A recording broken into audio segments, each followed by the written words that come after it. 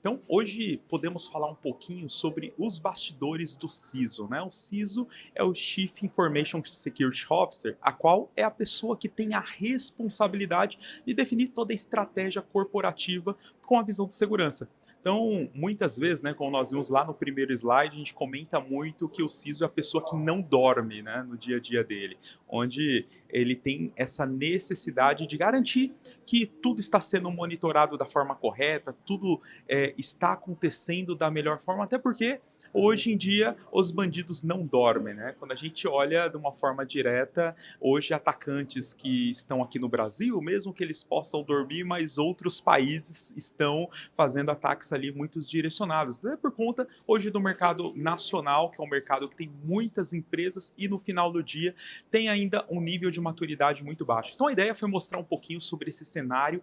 Hoje podemos ver também aquele infográfico do IBRASPD mostrando a quantidade de empresas que viraram notícia. Então hoje, quando a gente pensa nesse cenário, a segurança acaba sendo um dos temas que está na pauta do board.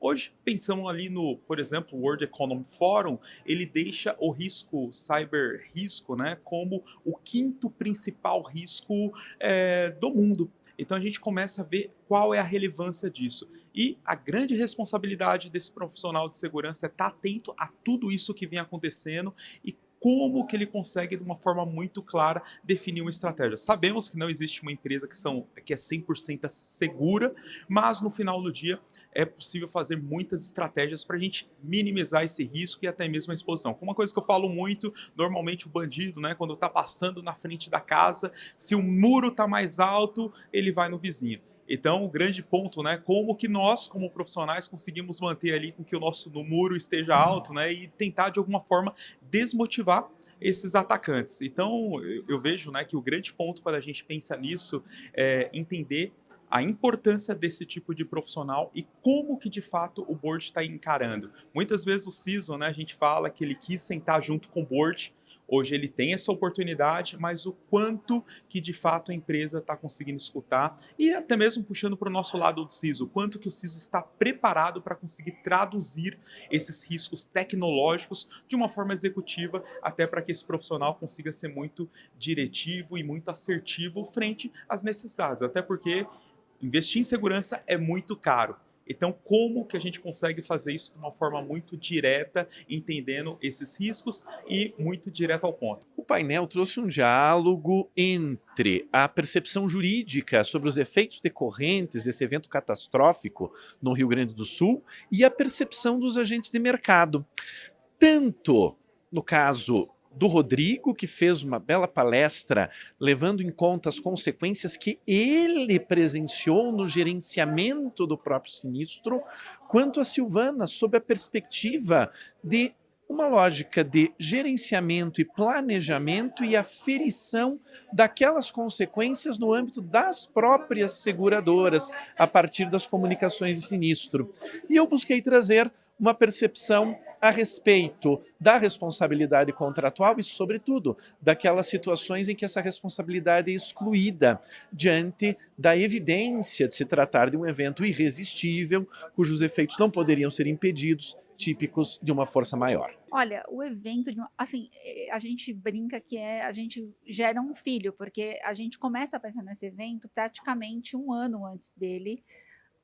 Então assim, os temas são pensados de forma a agregar no mercado, de forma a ser mais pragmático, mais objetivo, até porque a ida congrega não só advogados, mas também outros players do mercado segurador. Então eu acho que essa conversa, esse diálogo que não tem tanto o juridiquês, é importante e faz parte do aprendizado que a gente quer promover dentro da associação. Ter essa conversa, né, como eu falei anteriormente, de tirar um pouco essa coisa jurídica, esse peso jurídico e trazer para a mesa, para as pessoas entenderem como aquilo se aplica na vida, né?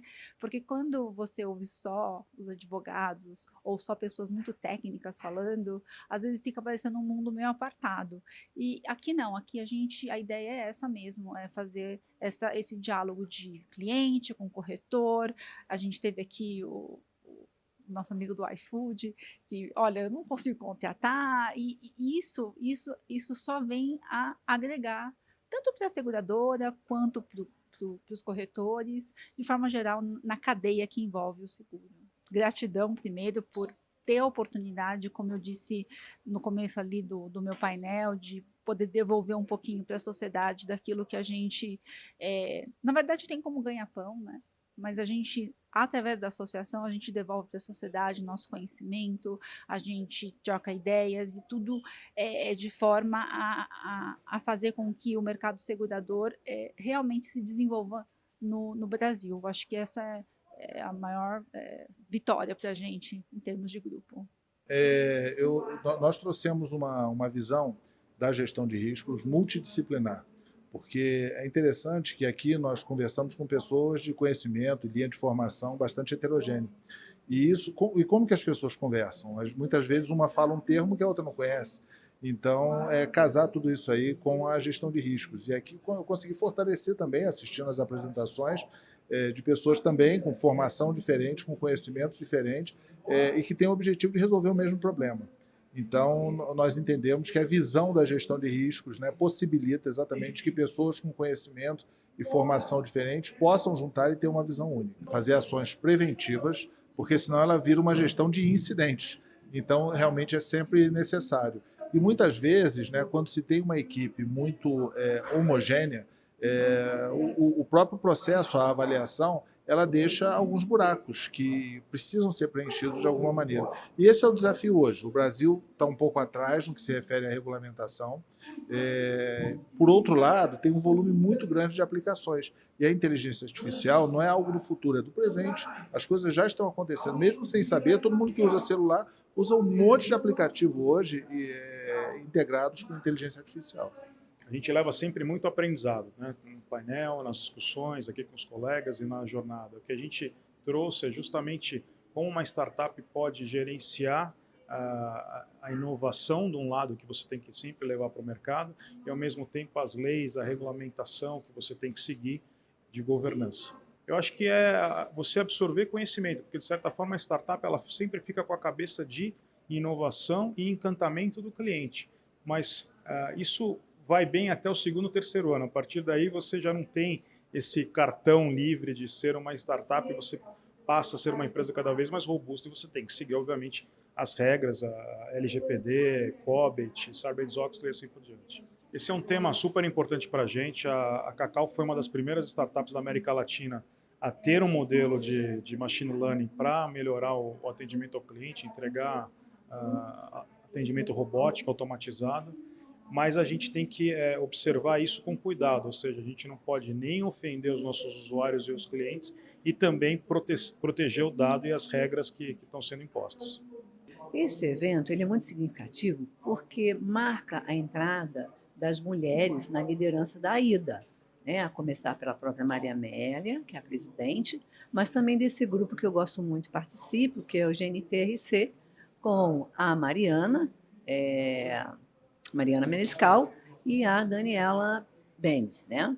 Então, quando elas me chamaram para esse projeto, eu fiquei extremamente lisonjeada e orgulhosa, porque os temas me atraíam muito, né? Que é todo esse lado da tecnologia, no qual eu venho trabalhando e investindo fortemente, e pudemos juntas criar ali, né, uma organização de temas e painéis que os interlocutores se falassem e pudessem trazer, agregar conhecimento, compartilhando os saberes com o público.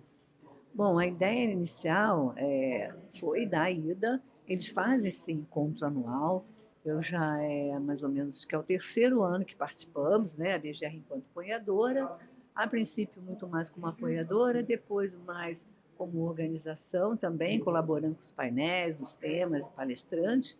E esse ano, por força da circunstância, veio também esse espaço novo que é o IBMEC, né, que é uma instituição educacional que muito tem a ver com tudo que estamos desenvolvendo aqui e trazemos para esse evento de hoje. Se nós fôssemos como os orientais, que cada vez que entra um cliente, a gente, né, agradece, nós estaríamos muito mais enriquecidos, mas ainda temos uma certa resistência, porque o cliente ele cobra, ele quer ver o que ele deseja.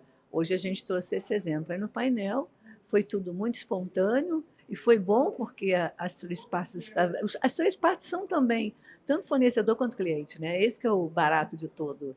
E a coisa pode ser bem espontânea. Como diz a turma, rolou ali né, uma conversa boa, uma DR legal, que todos os três ali me disseram que vão sair com bastante dever de casa. Bom, nós trouxemos uma abordagem aqui bastante prática em relação à governança de inteligência artificial, falando um pouco dos desafios que o mercado precisa enfrentar com a utilização e com o desenvolvimento da inteligência artificial.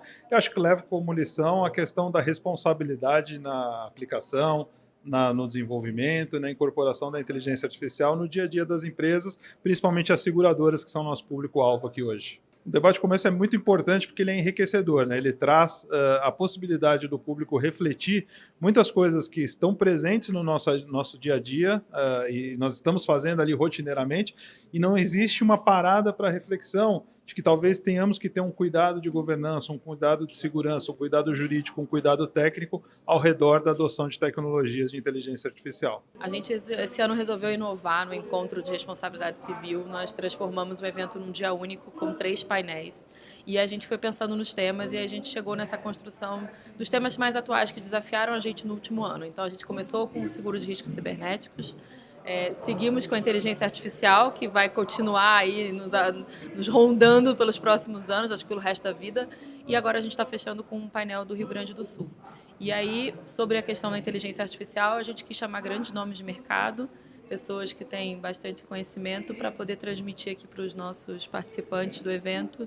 E eu acho que a gente teve muito sucesso. Eu estava até comentando agora com um dos palestrantes que eu falei, olha, eu adoro escutar podcast no meu carro enquanto eu estou no trânsito, e eu escutei um podcast esses dias de um advogado falando que o advogado não vai ser engolido pela inteligência artificial. O que vai acontecer é que quem não souber usar a inteligência artificial, aí sim vai ficar defasado e vai ficar para trás. Então a gente tem que aprender a usar essa ferramenta de forma responsável e a nosso favor.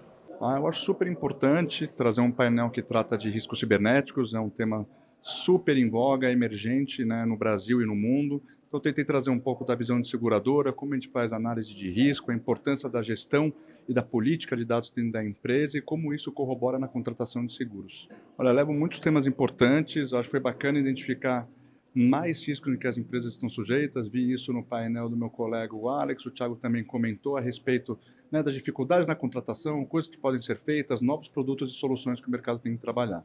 O evento que aconteceu em Porto Alegre, ele foi muito, muito, muito forte, muito grande. A gente não tem dimensão de o impacto que isso gera lá. As imagens que eu trouxe na apresentação eram exatamente para mostrar a magnitude dele. E o que você acaba levando é a importância de ter uma gestão de risco adequada, você fazer a contratação do modo certo. Isso ajuda bastante numa situação dessa. Eu sei que existem algumas limitações por conta de mercado, mas a busca da melhor solução é colocar o seu risco dentro das condições da pólice e buscar sempre uma solução tailor-made, uma solução adequada à tua necessidade. Eu acho que tudo isso que a gente passou no Rio Grande do Sul foi um grande aprendizado para todo mundo, né? Como eu disse, o mercado brasileiro ele não estava preparado para uma catástrofe desse tamanho. Acho que ninguém, né, estava preparado para um negócio desse, uma proporção dessa, e eu acho que a gente vai evoluir muito o nosso mercado a partir disso que a gente viveu. Eu acho que foi muito positivo, e compartilhar aqui com os meus amigos as experiências que eles estão vivendo no mundo jurídico, para a gente é muito positivo, porque dessa forma a gente pode melhorar a colocação dos riscos, né? Eu acho que eu costumo dizer que o sinistro para nós é uma forma de melhorar cada dia mais o que a gente coloca e o que a gente vende de seguro, né? Então, para a gente tem sido uma experiência muito, muito boa, apesar do evento ter sido muito ruim. Foi muito bacana participar do painel, porque cada palestrante deu um ponto de vista diferente ali, né? O Alex falou um pouco sobre o CISO e a gestão de risco, como ele comanda isso dentro da empresa. O Mark falou um pouco da visão da seguradora sobre isso, e eu entrei com a visão do comprador de risco. Acabou que ficou um contraponto, um contrassenso de todo mundo ali, e no final das contas estava falando sobre a mesma coisa. Então foi muito bacana poder também escutar o lado deles. Acho que eu saio também aprendendo um pouquinho mais como que funciona do outro lado também, não só o meu lado. Então assim, foi muito prazeroso. Gostei bastante, foi muito bacana. Eu falei, né? Eu tô há 6 anos lá no iFood e ano contra ano, quando a gente vai renovar, a gente nunca conseguiu ainda contratar a pólice de cyber que a gente gostaria, limite, capacidades, franquias, etc. Mas eu entendo também esse grau de maturidade que vem evoluindo, né, das seguradoras e asseguradoras do mundo inteiro. Eu entendo também um pouco esse lado, mas eu ainda também eu fiz o contraponto de falar assim, cara, a empresa de tecnologia, que é o core business, gerir a segurança da informação, vocês não estão conseguindo vender, imagina a empresa que não tem essa gestão de risco e vocês estão vendendo. Fica um pouco, esse é um pouco do contrassenso que eu tentei fazer ali com empresas que não têm o tamanho e a robustez e a maturidade de gestão de riscos de tecnologia que eu tenho, eles conseguem comprar a pólice que eles querem e eu que tenho isso não consigo, né? O quanto que a gestão de risco faz sentido para o pessoal da seguradora. Então foi isso que eu tentei trabalhar um pouco lá no painel para falar com a turma, né? Acho que foi bem bacana ali. Antes de tudo, Paulo, eu acho que é muito importante parabenizar o Grupo Nacional de Trabalho em Responsabilidade Civil da AIDA pela organização do evento. A gente sabe que organizar um evento não é nada fácil, né? Você convidar as pessoas, conciliar as agendas, e a presidente do grupo, a doutora Mariana, conseguiu fazer isso muito bem com o time dela, com a doutora Daniela Benes como vice-presidente, e mantendo essa trajetória de encontros de responsabilidade civil que vem desde sempre lá na AIDA. 3 painéis excelentes e multidisciplinar, porque nós tivemos corretoras de seguro, clientes, seguradora, enfim, todos os players de mercado.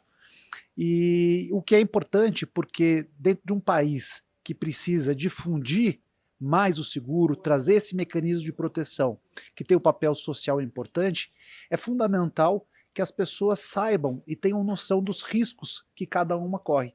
Porque só a partir daí é que elas têm condição de procurar mecanismos de se protegerem. E um desses mecanismos é justamente o contrato de seguro. É aquele que pode trazer a tranquilidade para essas pessoas de que num momento difícil vai ter um amparo, pelo menos financeiro, que possa mitigar esses problemas que essas pessoas, que essas empresas vivem.